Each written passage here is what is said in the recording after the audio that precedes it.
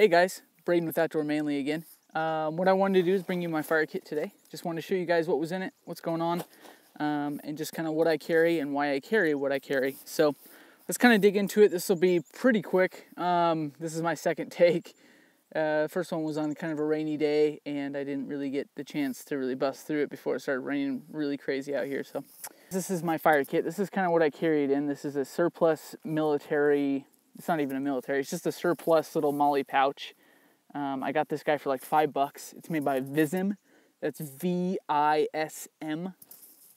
And it's just a little simple thing. It has a Velcro field on the front, so I can put like whatever I want on there. I may end up getting like a patch, like a different morale patch that'll kind of signify that this is fire.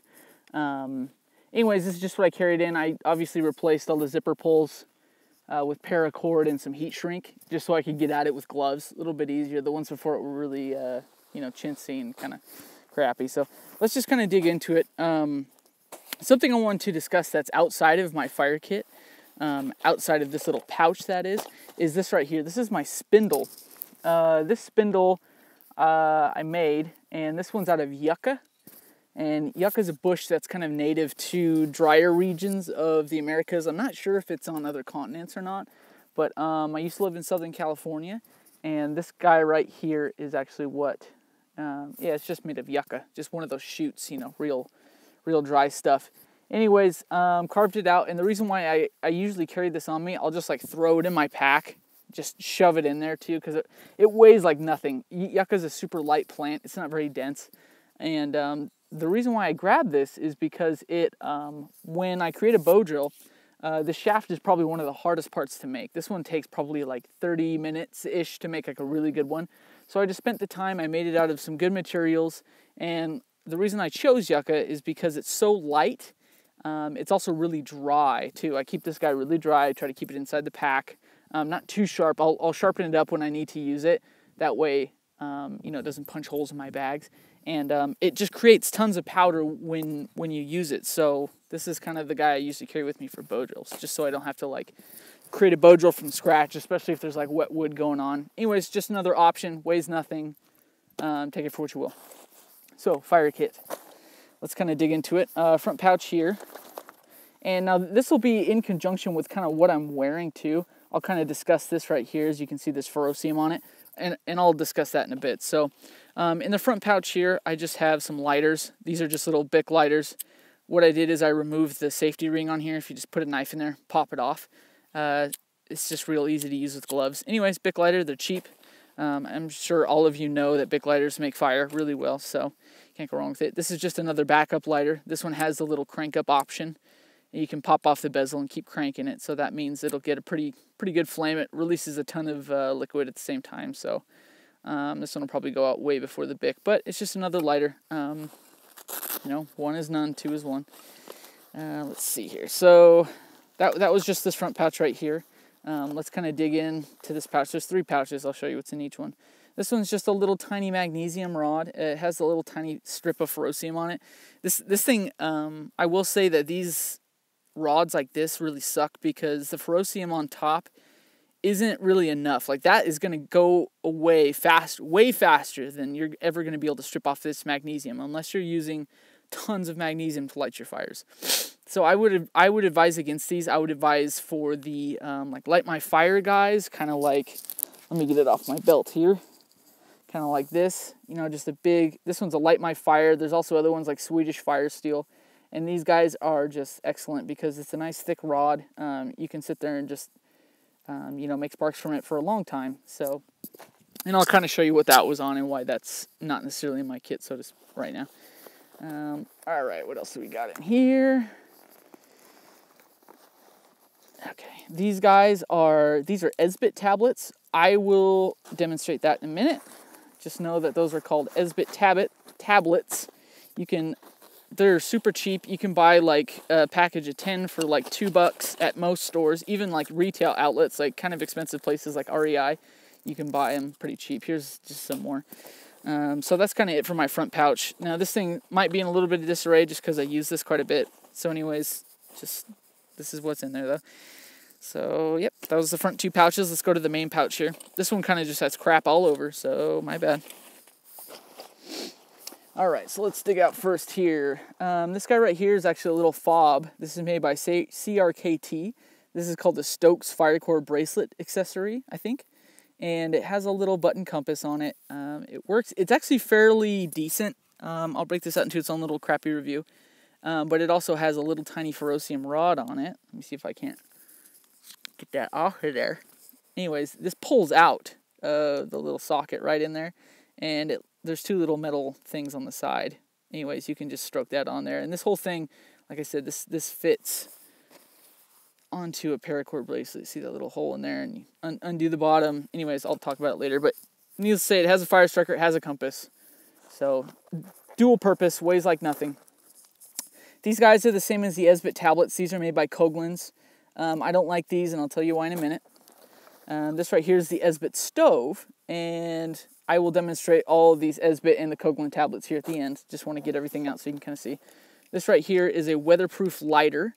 This one's made by Ultimate Survival Technologies. This one's the clip. I already reviewed this guy, so go and check out that review on my channel. Anyways, it's a piezo ignition butane-filled lighter. It's waterproof, and it's decent quality, so for the price at least.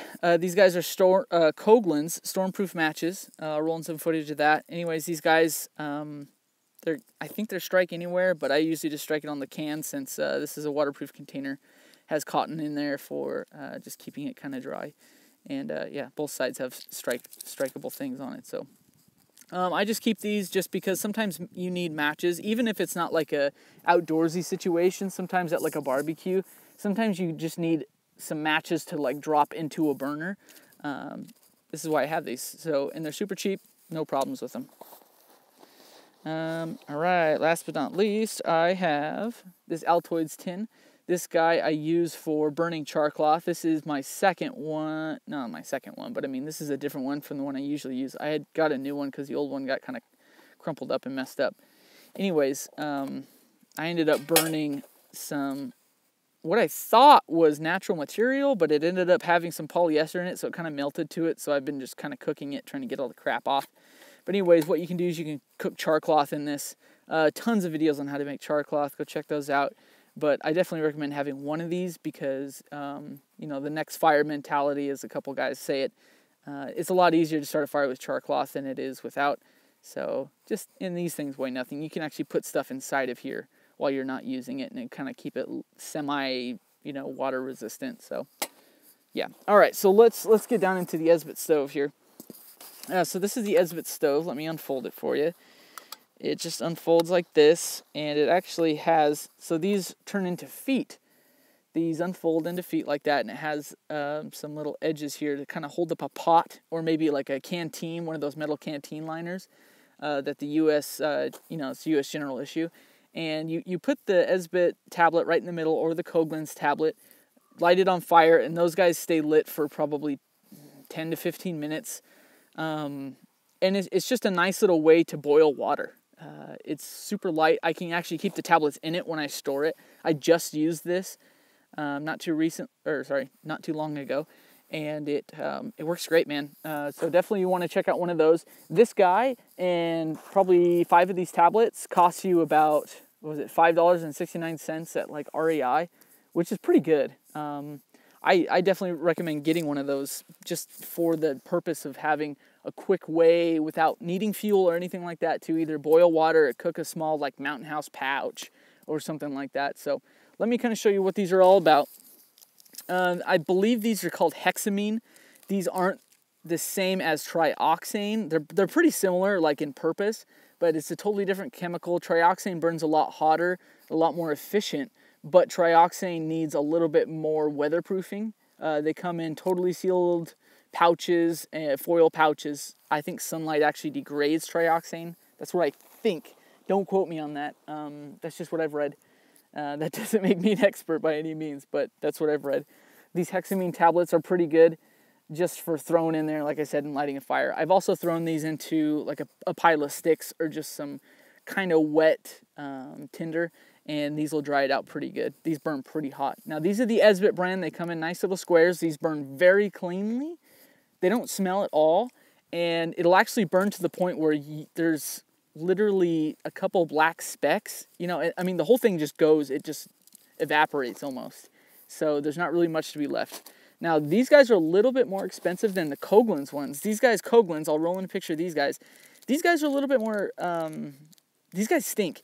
They smell like formaldehyde. If any of you taken like anatomy, you guys might know like formaldehyde is what they embalm dead bodies with. So, you know, kind of keep them from decomposing. And I guess the chemical that's in these guys is very similar to formaldehyde. So if you leave them out or if you undo it from the package, it just like reeks. I even have these in here just in the shrink wrap package, and I stuck them in my Firekit. And dude, they reek so bad. They made my whole pack smell like dead dudes, or like, I don't know. I think the last thing I dissected was like a fish in school. And these just like, it's just tons of memories. And it's not like, you know, I had a bad time dissecting a fish. It just stinks. Anyways, these guys will actually stink when you burn them too. They don't burn all the way down like the Esbit tablets do. So it'll leave, I don't know. I mean, you're like a 32nd of what is here, but it'll still be an actual thing. And I don't know how like environmentally conscious these Koglins ones are. I know that the Esbit ones are very good. Like I said, there's not like any fumes. You can't even smell what's going on. It's just like a really hot, intense fire for like, not even a fire, like a little flame for like 10 to 15 minutes. Way hotter than a candle could ever be. These guys are pretty much the same, almost the same intensity, but they won't last as long. These are probably like 10 minutes, maybe 8 minutes. A little bit more stinky, but they're about half the price. So I got 2 of these packages, this is 12, so I got 24 for like $3, which is really good. And I can also fit all of these. If I were to break the cellophane wrapping off of these, I could fit 12 in the actual Esbit container, close it, and then be good to go. Now, I guess it's kind of unfair to say that these won't burn as long because these are like pretty, I don't know, they're not as big as the Esbit ones. But I definitely prefer these if I can get these, especially because there's a little square indentation in this Esbit stove that you can plop these into, and it'll just sit there and burn. Anyways, dude, you guys need to check these out. These are really cool little tools. Very light. This thing is, I don't even know, I think this is just made of like pot metal or something like that, but it's really not heavy at all. I think this thing weighs probably 2 ounces, and then, I mean, 2 of these weigh about the same as this. I want to say this thing is made of titanium, but for the price, there's no way. And because it's super light like titanium is. So, guys, check that out. So that's kind of my Firekit. Like I said, it's just this little pouch made by Vism. I got this guy for, you know, a couple bucks at a surplus store. Just a fire rod, some quick ways to make fires, some ferrocium, some stormproof matches, and some of these, you know, quick, easy fire starters, as well as a way to make char cloth and a way to boil water really quick if you need to without having to acquire tinder or anything like that. Now, to kind of go on to what I carry on my person to start a fire, let's kind of dive into that. So this right here is my bracelet. Let me adjust the camera so I can take it off.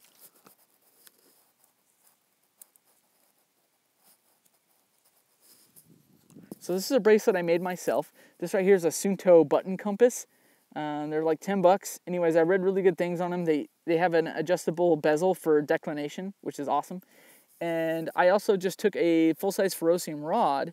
I ground it down to where it would only be about this long, and I drilled some holes in it so I could loop some paracord through so it wouldn't be super obtrusive or, I guess, you know, super obvious that I'm carrying around like a fire stick. It's not that I care if people see me with a fire stick. I just don't think it's as fashionable. Not as fashionable. I'm not really fashionable, let's be honest. But, you know, just as, I don't know, outlandish, I guess. That's probably the best word. So anyways, just loop some through there. And what I can do is I can just pull these little black loops of paracord off the sides, and I can just strop it with a knife or, you know, a rock, something hard, piece of metal, whatever. Anyways, just a little simple paracord bracelet. I decided to just use that on there, and it just works. And this right here is just the simple latch. You usually see these on like single point slings for firearms. So that's usually what I have on my wrist. This right here I have on my knife sheath. This is the Light My Fire ferrocium. I recommend everybody getting one of these. Either the Light My Fire or the Swedish Fire Steel. I don't have a preferred brand, so to speak. I like the Light My Fire. I think it's a little bit cheaper. I'm not sure. It depends on where you buy it, obviously. But yeah, I mean, it's solid. These things get like something ridiculous. Like you can start, you can hit it like 20,000 times or something like that. Obviously there's tons of videos on these guys, and you guys should all know what one of these are. So those are just the two brands I would recommend if you're looking into these guys. So check it out. All right. So thanks for sticking with me for my Firekit review. It's not really a review per se, but it's just kind of what I carry with me. So, all right, guys, we'll take care. This is Braden with Outdoor Manly. Subscribe, like, do your thing. Let me know if there's anything else specifically that you want me to cover, or if there's any sort of more information you'd like me to go into more detail on with any of this stuff. So anyways, guys, thanks for checking me out. Have a good one.